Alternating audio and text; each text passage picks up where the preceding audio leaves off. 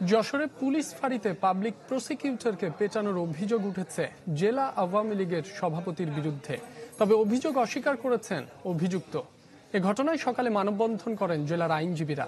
তাদের অভিযোগ, গেল ৯ জুন ফুটপাত দোকান বসানো নিয়ে শহরের কসবা পুলিশ ফাঁড়িতে সালিশে যান পাবলিক প্রসিকিউটর মোস্তাফিজুর রহমান মুকুল।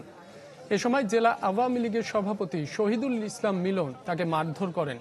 এ ঘটনায় আদালতে মামলা করেন মোস্তাফিজুর রহমান মুকুল। এদিকে দুপুরে জেলা প্রেস ক্লাবে সংবাদ সম্মেলনে অভিযোগ অস্বীকার করেছেন জেলা আওয়ামী লীগের সভাপতি।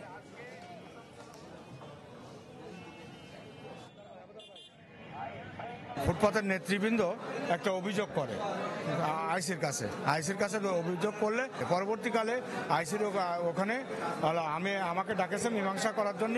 আমি গেছি, তখন আওয়ামী লীগের সভাপতি আমাকে লাঞ্ছিত করেছে। এখন টেবিল বসে একজন অ্যাডভোকেট, প্রতি টেবিলে 100 টাকা নেওয়া হয়। সেখানে নতুন একটা টেবিল বসছে, তার ভাগের কম পড়ে যাবে, এই কারণে তাকে নিয়ে যে বাড়িতে মারা। আজকের আমাদের একজন আইনজীবীকে শারীরিক লাঞ্ছনা এবং হত্যা চেষ্টার প্রতিবাদে আমরা যে মানববন্ধন করেছি এবং আমরা যে মামলা করছি তার সুষ্ঠু বিচার আমরা দাবি করছি।